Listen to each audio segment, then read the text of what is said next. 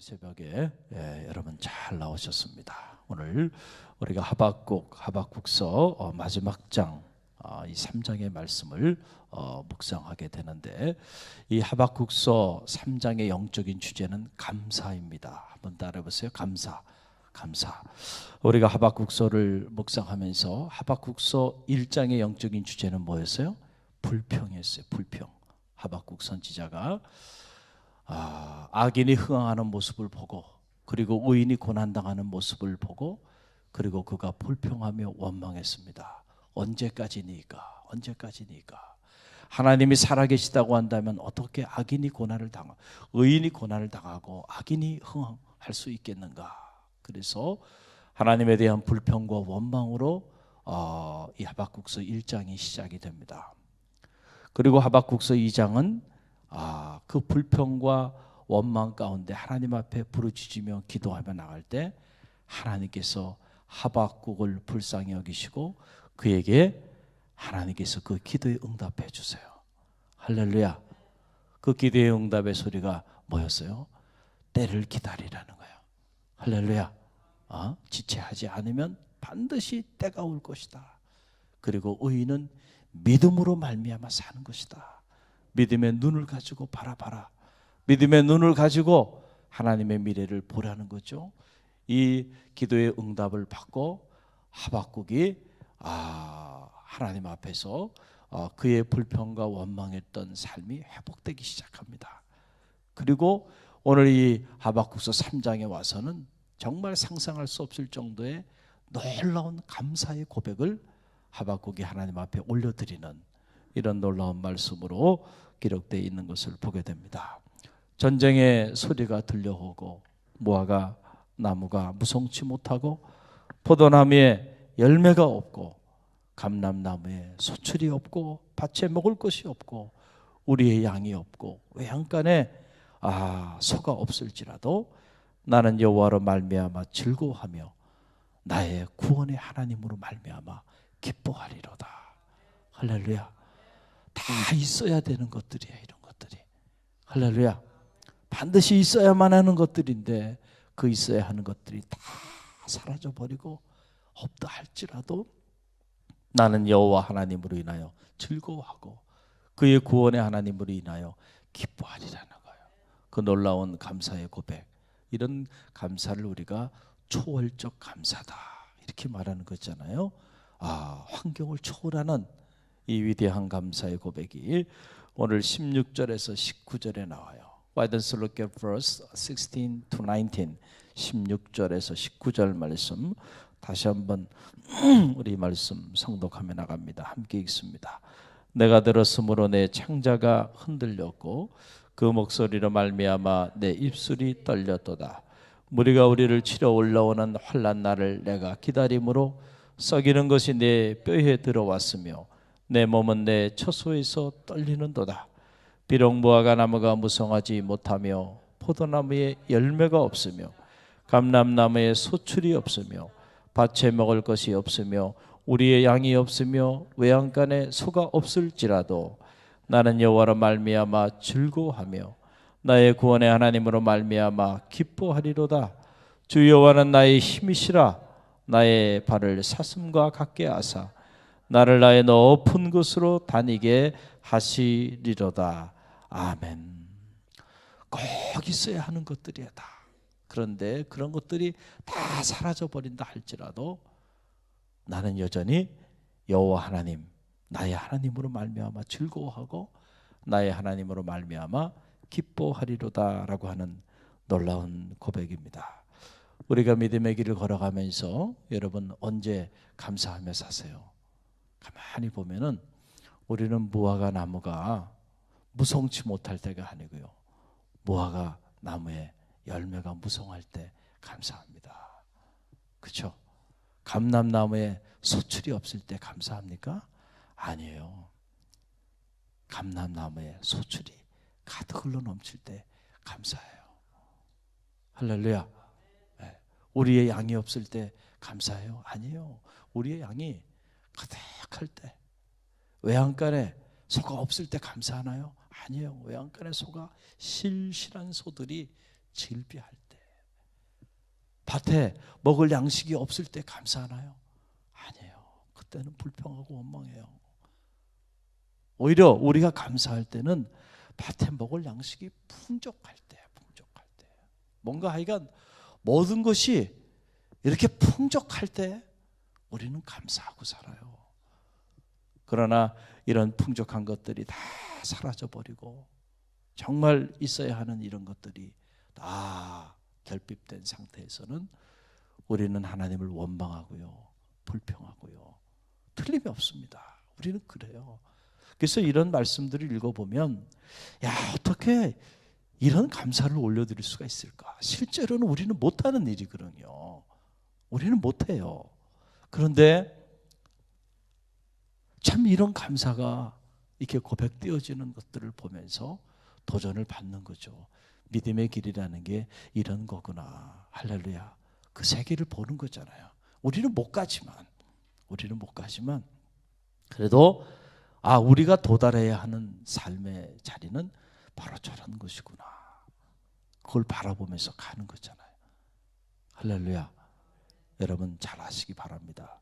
우리는 풍족한 거 이꼬로 하나님의 축복이라고 생각해요. 오랜 동안 우리는 그렇게 교육받았고 그렇게 배워왔어요. 그러다 보니까 이 풍족한 이 물질적인 물적 자원이 사라지면은 곧 하나님의 축복이 사라진다고 생각해요. 그러나 그렇지 않아요. 거짓된 복음이에요. 물론 풍족한 것도 하나님의 축복의 일부예요. 그러나 이 풍족한 물질이 사라진다고 해서 하나님의 축복이 사라지는 건 아닙니다. 할렐루야. 부자만 하나님의 축복을 받고 하나님의 축복을 누리는 사람이라고 생각하면 그러면 가난한 사람들은 다 하나님 앞에 버림받은 사람인가요? 아니에요. 우리가 부할 때도 하나님의 은혜 안에 살지만 가난할 때도 빈할 때도 여전히 하나님의 은혜는 우리 가운데 있다는 사실이죠. 할렐루야. 그래서 부자도 하나님으로 인하여 즐거워하고 감사하고 나갈 수 있지만 가난한 사람도 얼마든지 여호와 하나님으로 인하여 즐거워하고 그 구원의 하나님으로 인하여 풍족한 삶을 살아갈 수 있는 거예요. 할렐루야.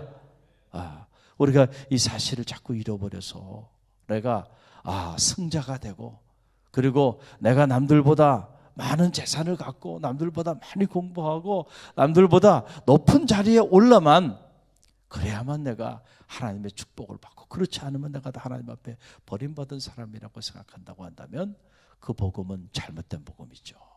할렐루야. 때로 우리가 건강할 때도 하나님의 축복을 누리며 사는 삶이지만 어떤 경우는 내 몸에 육신의 질병으로 인하여 고통 중에 있을 때 그때 하나님이 그런 사람과 함께 하지 않는 게 아니에요. 하나님의 구원의 역사가 그 자리에 임하지 않는 게 아니에요. 오히려 어떤 경우에는 몸이 육신이 건강하니까 이 건강한 육체를 가지고 세상의 연락을 쫓기 위하여 그리고 이 건강한 육체가 자기 자신을 교만하게 만들어요. 그래서 오히려 하나님의 은혜를 누리지 못하게 하는 통로가 될 수도 있다니까요. 때로는 육체의 나약함이요 사람을 겸손하게 만듭니다. 할렐루야. 사도 바울이 고백했잖아요. 자기 육체의 가시, 그 육체의 가시 때문에 하나님 앞에 이 가시만 좀 제거해 달라고. 아무리 생각해봐도 복음을 전하는데 이게 걸림돌이 되잖아요. 그래서 이 육체의 가시를 제거해 달라고 기도하고 3번이나 기도했는데 하나님 들려오시는 응답은 뭐예요? 내 은혜가 내게 족하다는 거예요.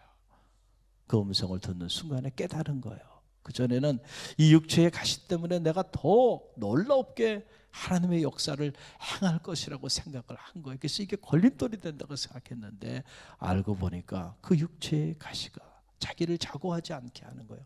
교만하지 않게 하고 그리고 이 육체의 가시 때문에 부르짖으며 기도했더니 하나님의 능력이 그 가시 때문에 자기에게 임하고 있다는 사실을 깨닫게 된 거예요. 그래서 약할 그때가 곧 강함이라. 할렐루야. 나의 약함이 불평의 조건이 되고 나의 고난이 어떻게 보면은 하나님 앞에 원망의 조건이 됐는데 은혜를 알고 깨닫게 보니까요. 오히려 내가 건강한 몸으로 있었다고 한다면 사도 바울이 될 수 없었던 거야. 하나님의 육체의 가시를 줘가지고 그래서 사도 바울로 하여금 교만하지 못하게, 그래서 하나님 앞에 늘 겸손히 기도하는 사람으로 바울을 만들어 준 거예요. 할렐루야. 자, 육체의 질병도 하나님의 은혜의 통로가 되죠. 축복의 통로가 되죠. 구원의 통로가 되죠. 하나님의 역사를 이루는 통로가 되잖아요. 할렐루야. 그런 거예요. 그래서 고난이 내게 유익이다. 어떻게 보면 말이죠, 부자가 되고 높은 지위와 권위를 갖는 좋은 일이죠. 그러나 그런 것들이 때로는 하나님의 영광을 가리우는 족쇄가 되기도 해요. 때로는 내가 많이 갖지 못한 것이 축복일 수도 있다. 그래서 하나님의 놀라운 은혜를 누리는 통로가 되는 거예요. 이게 가난의 영성이라는 것이 이런 거예요. 그래서 사도 바울은 이 일체의 비밀을 배운 거예요. 그래서 내가 풍부에 처할 줄도 알고 가난에 처할 줄도 알고 일체의 비밀을 배웠노라. 할렐루야.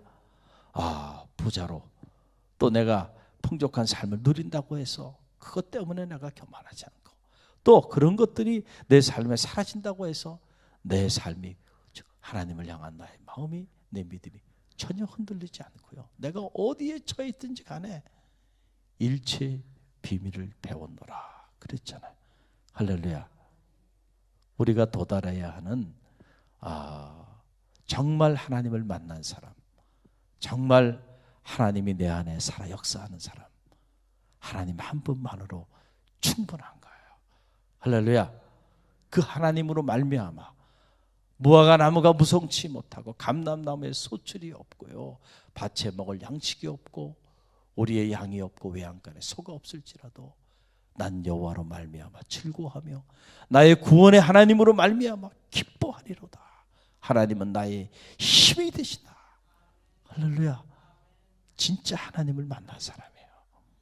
하나님은 여러분의 재산보다도 더 크신 분이고요, 하나님은 이 땅의 그 어떤 권세나 그 어떤 자리보다도 더 높으시고 더 위대하시고, 할렐루야, 더 놀라우신 분이세요. 그 하나님을 가진 자 부족함이 없는 거예요. 어떤 삶의 자리 속에서도 감사가 흘러나오는 거예요. 저는 말하기는 여러분 모두가 진짜 하나님을 만나는, 진짜 하나님과 동행하는, 진짜 하나님을 경험하는 하나님의 사람들이 되셔서 환경을 초월하는 이 초월절 기도의 주인공들이 되시기를 주님의 이름으로 간절히 축원드립니다.